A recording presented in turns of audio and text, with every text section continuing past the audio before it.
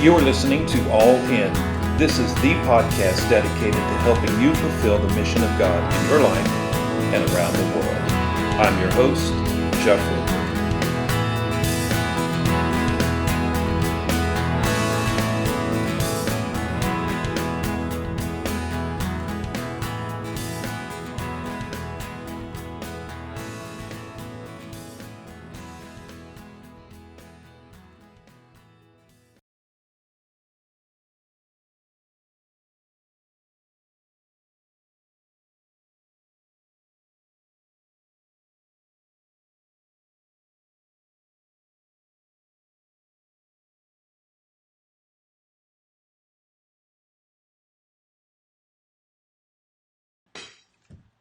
Hey everybody, welcome to this week's episode of All In.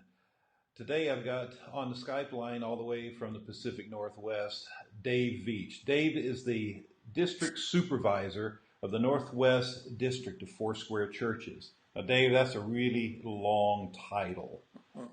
So during today's show you can unpack it for me, but hey, welcome. It's good talking to you, my friend. Thanks, Jeff. It's good to be on with you and just be a part of what you're doing here with this podcast. Thank you. Thank you. So unpack this for me a little bit. What is a district supervisor? What does that mean? I know, I've been a Foursquare pastor I was a senior pastor there in the Northwest for 20 something years, but some people hear these titles and they just don't really know what that animal really is. Why don't you unpack that for us a little bit? Well, it means a lot of things to a lot of different people. Therein lies the difficulty of the position. I think that when you study it out, which of course I had never even thought about until I started doing this 6 years ago, is that in a lot of situations, in most, it means a chaplain for every church, every local pastor. And so the expectation can be really, really difficult. You and I both pastoring in the Northwest, we had such a large district, 400, 450 churches at times, going from the Dakotas all the way to Hawaii under the Cliff Haynes and Tom Ferguson and those kinds of people. We never expected them to come and hang out with us or take us to coffee. But in most denominational settings, it's really believed to be a chaplain for the pastor. In Foursquare, we've reimagined that, and what we're doing is trying to make the supervisor and their job description as a catalytic leader. Mm-hmm. Some would use the word apostolic, some would use the word prophetic, some would use words that have to do with multiplication and church planting. But we're really trying to rebrand what a district supervisor does, much in the manner of what you and I pastored under for years and was normal to us, but is not normal to denominational life. And so what it has been and what it is going to be are really two different things. And the whole reimagine part of what we're doing with Foursquare and changing the job description of a supervisor really has to do with the mission and the kingdom of God. So it's more about making an influence and a difference in the footprint of the Foursquare Church in whatever area that you're supervising. Okay, great. Yeah, you bring back some memories talking about the old days when you and I were pastoring back when Cliff was supervisor or Tom after him. You didn't want to see the district supervisor. No, he never even hoped to get a call. No way. Back then, if the district supervisor was coming to see you, it meant you were getting fired. That's getting called to the principal's office, isn't it? Yeah, and my dad was a principal. Yeah, and just you because didn't want to have to go visit him. Absolutely. Yeah, the nature of the beast. There's too many church. Now you mentioned you've got, back then, I think under Cliff we were pushing 363, and I think it swelled to over 400 at one time. And I believe that. I believe Tom had like 450 churches, something like that. And that's not doable in that way. And so they did, thankfully scale it back some. So now, what's the scope of the district right now? How many churches? What's the either number of states or square miles or however you measure that? Yeah, I don't remember the square miles. It's too large of a number to keep in my head. It used to be that we had Washington minus the Vancouver bubble and northern Idaho until January 1 of 2015. In 2015, we expanded and we merged with the Great North District, which is North Dakota, a portion of Wyoming, Montana, and southern Idaho. So that was about 160 churches when we stopped doing that, and now we're like 210. We didn't stop doing it, but when we merged, so now we're at 210 churches. Okay. And this is in the Pacific Northwest predominantly, so it's about the most unchurched region in the continental United States, for sure. Yeah. Yeah, I mean, it's definitely liberal America. Both coasts are like that. The liberal side of Washington, is just where America is going as far as politically and ethnically, as well as all of just our whole culture. And so a lot of people freak out about that. In my personal opinion, it's a good thing because the gospel is really, really the light. And much of America, it's church-going world. And so everybody's a Christian, you're American. And that's not exactly the gospel that we believe. And so in liberal cities, liberal places, where you stand for Christ, it really costs you. And so I think that liberal churches in Washington, for example, don't do very well because there's nothing for them to rally for or against. But gospel-centered, Bible-believing, Bible-teaching type churches are the strongest churches that there are, including Pentecostal. So I think that that's a huge part. So as far as the district goes now, you've got 210 churches spread throughout a large swath of land. How do you see being able to effectively serve these pastors? And kind of what's the dream for you and the district? Some would say not very well. I would say what we try to do is we try to have everybody in what's called divisions, and we've changed for our own sake, the vernacular to a team. So every church is with a team or a division or a squad, like in the military. So there's as little as 6 churches, as many as 15 churches. Try to keep them around the 8 to 12 range, but sometimes with leaders fluctuation and growth and those kinds of things, they get larger than we would like. But that's their real connection to care, the person that leads that team. And that's usually a local pastor who just happens to be pastoring that area, usually a stronger church, somebody that's a little more seasoned. But not always. Sometimes a younger leader too will help in that. But they get them together on a monthly, sometimes quarterly basis, and they're the ones that are the primary givers of care. Things that get to me are, more of the difficult nature from those. Yeah. Now, how did you come to this assignment? I mean, I don't think you woke up one day when you're 12 years old and said, God, I am answering the call to be a district supervisor. No. How did this happen? What's your story? I still don't know. Still trying to figure that out. I'm the most unlikely person to be a district supervisor ever in the world. I always say I grew up in the church of the open bottle. I got radically saved in college. Didn't go to Life Bible College. My kids did, so maybe that's my connection. So back when we used to have smaller districts, and there were 70 districts across America. I ended up leading a smaller one with maybe, I forget the number of churches, 25, 40, maybe, from north and south, where we were pastoring the island. And then when we decided to go to a model that was less bivocational, have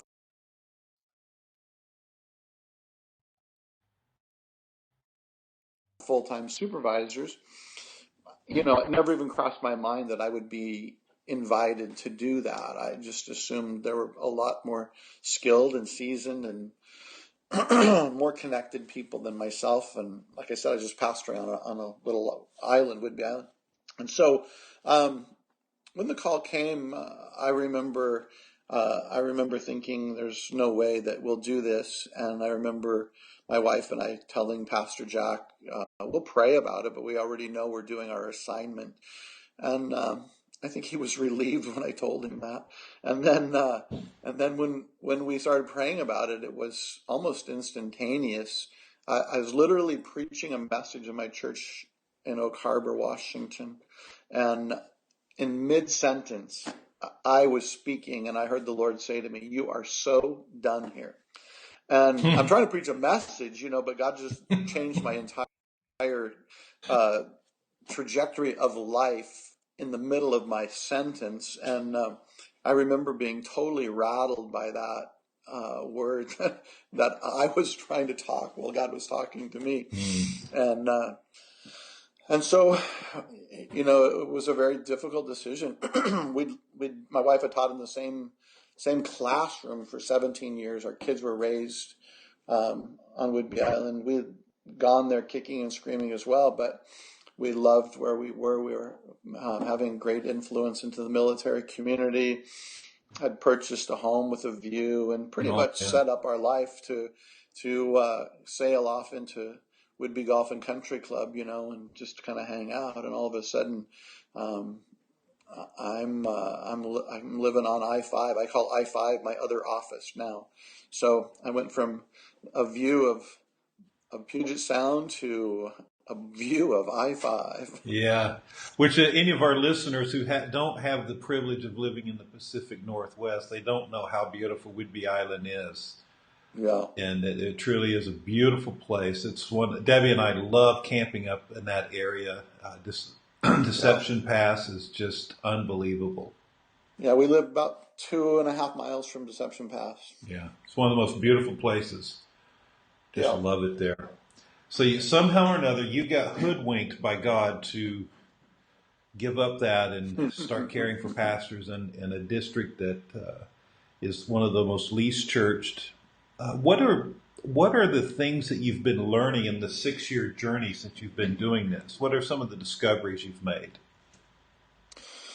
Well, one of the things that really surprised me when I started doing this full time is how little missional activity was going on in churches. And so probably most famous for a message that I gave a couple years in Spokane at a district conference where I called everybody to say yes to the mess. And that was the title of the message. And it came out of driving all over what was then our district, Washington and northern Idaho, and seeing parking lots jammed full of gamblers at casinos. Mm-hmm. I mean, every casino I drove by, there was no parking spots left. And when I would go to the church in that same community, it was okay. It was fine. It wasn't a problem. But we couldn't get people to throw down for the gospel. Mm-hmm. I mean, there was not a lot of church planting going on. There was very little. There was not a lot of young people just trying to go and change the world within our circle of churches. And so it just kind of came out of frustration that, look, we have to do something. And I remember, negotiating with God when I was doing this whole change, like, Lord, I would rather pastor my church on Whidbey Island. And I felt like one of the other things that he spoke to me was that you can make a bigger difference if you will go and do this. And then I'm driving around to churches and going like, really, God, this is making a difference? Because I think I got hoodwinked again because I don't feel like I'm making a difference. And so the one thing that we decided we really wanted to do was to change the culture to where it was okay to take a risk, to change the culture, which wasn't even really a change for you and I. That's what we grew up with. That was normal Northwest Foursquare. It was, and for some reason it had ceased, it had stopped, it had just kind of come to a place where It wasn't at zero, don't get me wrong, but it was less than was acceptable. And so what I was trying to do is charge the people to be kingdom-minded, to be risk takers. It's okay to fail. It's okay to get out there and take a shot. And so my favorite people are to deal with and to minister life with right now are our church planters, because they're having to believe God for everything. I mean, they don't know if anybody's going to show up at their first meeting, let alone their third or fourth meeting. They don't know if there's going to be food in the pantry. They don't know. And so they're having to trust the Lord for every single step. And a person that takes over a church, which I was always a turnaround pastor guy, there's everything's already established. Well, you might not like how it's established. You might have to change a lot, but there is people are going to show up on Sunday. They might be mad at you, but they're going to show up. And church planters are trying to figure out how to get into a community and how to build inroads into those people. And we're trying to teach them to do what you're doing, and that's be a missionary. How do you make relationships in a culture that you don't understand? How do you get involved? Not just how do you have a better service than the guy down the street. Yeah.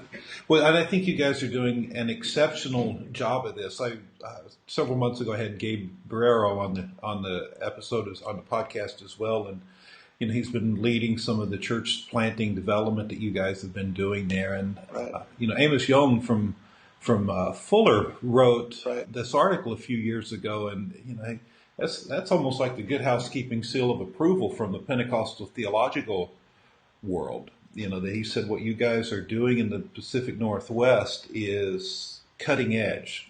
How you're developing church planters. When you're looking at a potential church planter, somebody, sets up an appointment with you and says, hey, we want to talk about planting a church and somewhere in the Northwest. You've never met them. They come walking into your office, or you meet them at Montezuma's there next to the district office, or good eats right there. Good food right there, or the Starbucks down the street. You don't know them. What kind of person are you hoping to meet? What do you look for in a church planter? Well, I'm hoping to meet a 10 talent leader that's going to go pastor 10,000 people. However, what I have learned is that it doesn't really matter what I think. It matters what the Lord thinks. And so we do assessment, but we'll let anybody into our training pretty much. We'll tell them what their assessment says. You might not make it as a church planter. And meet a discernment as to what this person's leadership style and where they might fit and those kinds of things. But I'm always trying to not bias my personal expressions of what I would want the gospel to be presented in that certain manner. Because there are people that would never come to what I do, and there are people that need to hear the gospel that would do things completely different than I am. So I try to really be non-judgmental, and I try to be really open to challenging that person to take a shot at it, regardless of what that looks like to them. So, you're talking about, I'm just thinking of different cultural things that people are trying to do to reach people. Some in coffee shops, some in motorcycle places, some even in Washington with surfers, some in, it doesn't really matter. And also back to your and my upbringing in Foursquare, I'm always thinking about Tom Ferguson, one of our mentors, because I don't think Tom Ferguson would qualify under most church planting assessments. He was not gregarious. He was not outgoing. He was very quiet and shy. And yet there was something that happened in him that was so prophetic and so Holy Spirit that he was amazingly gifted. And so those experiences have helped me to not shut someone off who I don't think fits in my mindset. That said, I do have things I'm looking for. I'm looking for someone who has a passion, who has integrity, who has character, who has calling, who has a willing spouse that wants to do this. Looking for a lot of different things. I'm looking for someone that has done this in a smaller scale within their own local context. I'm looking for people that are in good relationship with their present leaders. I'm looking for people that are magnetic and dynamic. But again, we'll let just about anybody go through our training, and even if they don't plant a church, they'll become a better missional leader in their own local congregation. So our goal isn't to get them into our school of church planting where we'll just cycle out great planters. Our goal is to get them in a missional training where they learn to be more missional and more outreach minded, more kingdom minded, and wherever they serve, whether it's leading a new church, a small group in a coffee shop, or planting a mega church, they'll be more successful. Yeah, I love that. I've seen that myself in my participation in the church planter retreats and boot camps that you guys do there, that I have the privilege from time to time of participating in, and even have one of my daughters and her husband have gone through that process as well. And what I love about it is it's that classic foursquare value system that you and I were privileged to have, which is we're willing to take a risk on people. Right. You know, if you've got the character, you know, that's the big thing. That, like you mentioned, you know, the passion, the integrity, the healthy marriage, the good relationships with people, the essentials that you can't fake. You cannot fake this stuff over a long period of time. You know, you can learn the skills of pastoring, but you got to have that character developed. And I love that. I love what I see happening and how you're making room for any person that may not fit the mold, you know, because, you know, not only would Tom not have probably qualified or passed the assessment, I don't know if I would have, or you would have, or many of us ever would have passed such an assessment. I agree. So I love that. Now, do you kind of apply the same thing when you're doing your other primary assignment, which is appointing pastors to an existing congregation? How do you go about that? I would say I do exactly the opposite. Okay. I would say that in trying to find a pastor in a transition situation, I look very, very differently at that, because when I'm going to a congregation, I'm going to see what the Lord wants to do, not within those walls of that church. I drive to the building, and then I just start driving circles around the building, asking God, okay, God, what do you want to do in this geography, in this community? And I literally go to a pastoral transition trying to have an open mind and not someone in my mind who I want to slam into that church. Mm-hmm. Most people don't believe me. They think I have somebody in my hip pocket. I'm just waiting to pull out and go, and here they are. This is Mr. America for your amazing congregation. But I seriously want to go and listen to the congregation, and that is usually just the council and the leadership team. So I'll go, and we'll spend an afternoon or an evening together saying, what is amazing about this church? Well, what would you like to do better in this church? Not to throw the previous pastor under the bus and wanting to do better, but let's face it, I want to do better. I want to grow in certain areas, and every church has strengths and weaknesses. Let's lay them out. And then we put together, out of those, we put together a bio of what we believe the Lord would want to place in that church. And then my job is to go and match that bio with people that are out there. I have a 3-inch thick binder full of resumes, Mm-hmm. and I always go through those. And yet, I would say oftentimes, most of the time perhaps, that's not the pool that they get chosen out of. Sometimes there's a leader in waiting right in that local church. Sometimes there's a youth pastor who, I've seen in operation that happens to have the values and the vision and the makeup of of that particular church and that would be effective in reaching that community. And so we'll ask their pastor if that person might be in a good season to go do that before we communicate with them. We don't just go and ask them without the pastor's permission. But we're just looking for someone who is doing well at what they're doing, and someone that has the character and qualities that that particular situation needs. And every situation, it's different. Every situation has just a little bit different DNA, has just a little bit different skill set required, has just a little bit different mentality in the community. And so we work really hard in trying to be led by the Holy Spirit, as well as networking and just asking who can do this right here, this particular situation, who's called for that, who's got that gift set, who belongs there, and who would love this community, So it's very different than church multiplication, but then the same concepts that they're being trained in multiplication, we want the local leader to be trained in, because so often, if you're just a good church person, you know how to do a good service, that doesn't translate to your community in today's culture. If you don't know how to build relationships and reach people no longer just show up on our church's front doorstep.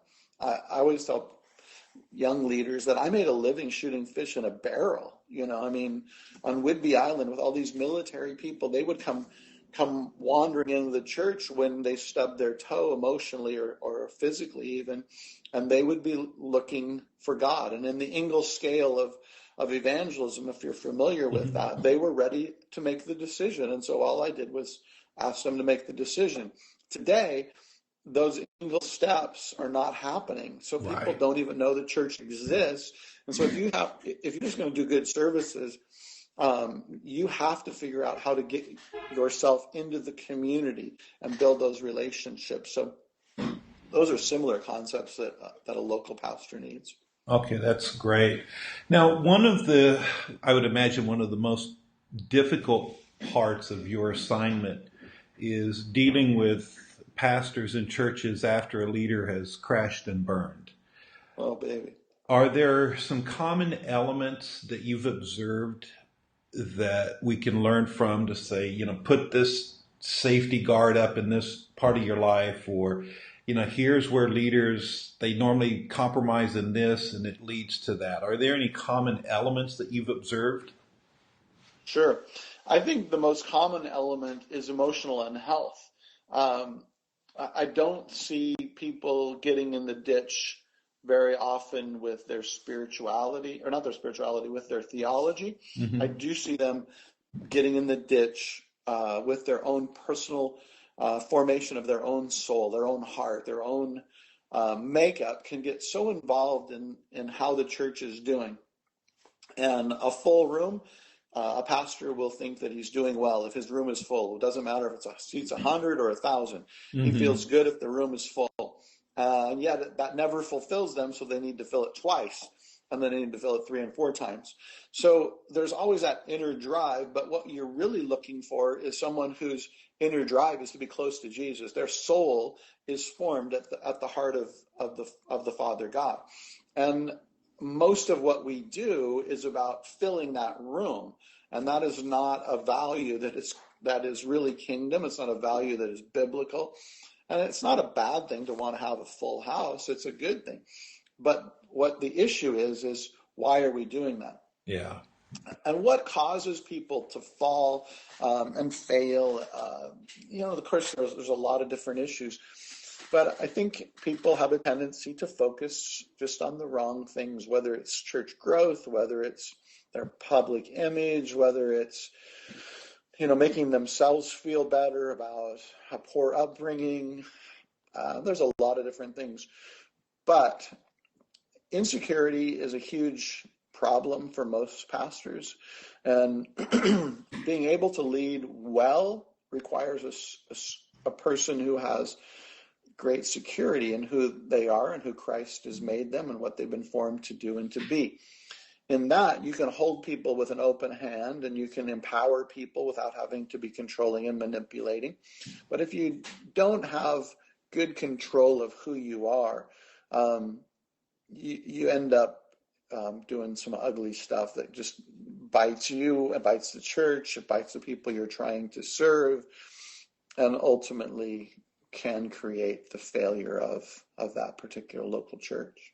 So if you're in a situation like that where it's pre-crash and burn, but you can tell they're heading for the cliff, but you're there beforehand doing some type of a mentoring or coaching, are there any resources that you walk them through, books you recommend, programs you recommend? How do you respond to that as a leader of leaders? Yeah, well, one of my favorite, and I'm using it not just in the midst, of installing a new pastor, is Jared Roth's Emotional Intelligence Quotient. Okay. He did his doctorate on the emotional health of a turnaround pastor, and so we're able to plug them into that, and they're able to learn where they're strong and where they're weak, and then so that is a tool that we use regularly. We also set several, and I think maybe like a half a dozen counselors up at a pastors and spouse retreat a handful of years ago, and said, okay, look, these guys are kind of like Calvinists and Armenians. They wouldn't get along because they believe in one style of counseling and the other believes in a different style. I don't really care what style you believe. I care that you deal with your stuff. And so here's a half a dozen people, figure out which one's going to work for you. So that's a resource that we help people with. Okay. There's a lot of different options. A lot of the things, not a lot, all of the events that we do, we try to build around relationship building, because pastors can't do this alone. I started in an affinity group over 20 years ago with a group of a half a dozen pastors that I'm still close with today and still meet with. And so that model has impacted me greatly, and I try to model that in every event we have. A couple examples would be this summer we'll do our third or fourth under 40 family camp. So these are mostly the newbies that are getting started, and they would take them over to swim. Ran into you when you were doing that. You were laying on the beach. I just saw this beached whale. They're reading a book. Oh no, that was I was on a sabbatical and ran into all these pastors. Yeah, exactly. And so we'd take them and try to get them connected to people that they're going to be doing life with, hopefully for the next 20 or 30 years. So I'm a huge Scazero fan. I'm a huge Townsend and Cloud fan. There's a lot of different resources that can help you grow. But I also just signed myself up to be part of an academy called a Spiritual Foundations. No, what is it? Soul Formation Academy, something of that nature, with Morris Dirks, where it's going to be talking about my own personal soul. Mm-hmm. And so those are kind of things that are available for all of us to continually to grow spiritually, emotionally, and in our relationships, because those are the things that will make us or break us. Yeah, that is really good. It's funny. I've forgotten about that time of running into you guys down on the Dungeness Spit. Yep. Those of you that aren't from the Northwest, I'm not talking about spit like you spit out of your mouth. It's a piece of land that goes out into the Puget Sound. And, the interesting thing out of that meeting that just, we just happened to be at the right place at the right time. I ended up making good friends with a couple of those pastors, and, we keep in touch. I've spoken in their churches when I've been back in the U.S. That's awesome. Both of them at least twice since then. And just, exciting to see those relational aspects happening. So I've seen some of the fruitfulness of what you guys are doing there. So kudos to you guys. It's an exciting thing. Now, this is a question that I ask every one of our guests. And so I'm going to ask you, now that you're at this stage of your life, if I had a time machine and we could put you in that time machine and take you back to the 25-year-old Dave Veach, what advice would you give yourself? Chill out. I think that there was so much, I want to say unholy drive. I don't know if it's unholy, but the whole insecurity drive of what motivates someone. I think that I had to go through a breaking process. And unfortunately, I see this in most leaders. They have to come to a place where their brokenness allows them to just let God be God instead of trying to make things themselves. And so what I would tell myself is relax, take care of your family. My wife and I should say my wife, we've been really blessed to have 3 great kids that are all serving in ministry, that are all, still like us and still love God. And, my goal is just that they would love God and put up with us. So, I think I could have been more open-handed with people and with things, and again, I didn't find what people would call success until I died to myself. Until I died to my dreams and my vision and my purpose, and just allowed the Lord to do what he wanted to do. And that doesn't mean just a laissez-faire, whatever goes. It means just trusting God to be God in my life instead of trying to find myself completely responsible. When I had an emotional breakdown, more or less, several years in, and 3 different things were the trigger to that crash. One of them was a more personal one of my friends. Another was a special needs baby dying. And those 3 events happened within 1 week of each other. And I didn't have the emotional bandwidth to deal with those. And the dark side of myself was I felt personal responsibility for every single one of those. The staff member was on my watch. The friend, those were people I hung out with, and they're getting a divorce. I had no clue. The baby, I don't know why I felt responsible for that. But what I had to realize is that all my job is to love people where they are. They're God's people. They're not my doings. They're not my product. They're not my people. We always talk about, God gave me my people, or my this, my that. And they're his people. And so for me, I just had to learn to allow God to do what he wanted to do, to relax and people think that I'm really chill and really laid back as a personality type, which on the outside I really am, but on the inside, there's a drive that doesn't rest as easily as, well, it does now, but it didn't used to be able to rest. And so for me today, I don't like skipping my Sabbath. I don't do it. I don't like not sleeping. I don't like not exercising. I don't like not having my time with the Lord. I don't like allowing things to get in the way of my disciplines of what God has required of me so that I can be a healthy person. And back in the day, I would just go.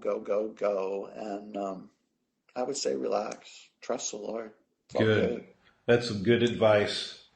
Good advice. Well, Dave, if somebody wanted to reach out, connect with you, maybe they're thinking about planting a church in the Pacific Northwest, or would like to just, connect with you on social media or anything else, is there a way they can do that? Yeah, I'm not a really good tweeter, but I do it from time to time on just plain lowercase Dave Veach. And my email is dveach@foursquare.org, all lowercase. Facebook, all that kind of jazz. Okay, so great. Pretty easy to find. Great. Well, Dave, thank you so much for being with us. Are there any parting thoughts, words of sage wisdom that you have for us? Anything on your heart you'd like to share before we go?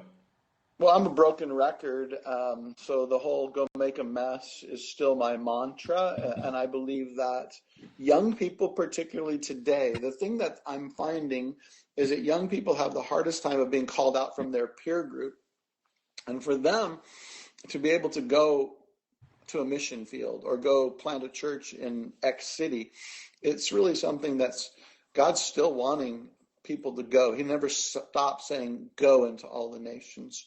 And so I would say, go. Wherever God's calling you, don't be waiting around. Get some training, get to school, get learned up, and let's go do something. That's great. One of your famous quotes that I think it did come out of that Spokane or Yakima, wherever we were at. I was at the district conference when you spoke on this, and you did say these famous words, go make a mess. I'll clean it up. Yeah, I loved it. I loved it. You giving people permission to go get messy. Well, thank you again, Dave, for taking time being with us. Hey, folks, this concludes today's episode of All In. This is Jeff Roper reminding you, along with Dave Veach, that it's okay. Say yes to the mess. Now, go make some messes. Well, we're done now. Thanks for listening. This is Jeff Roper reminding you that the mission of God is too grand for mediocrity or average living. You were created for a purpose, and that purpose is found in the mission of God. It's your life. Now go live it.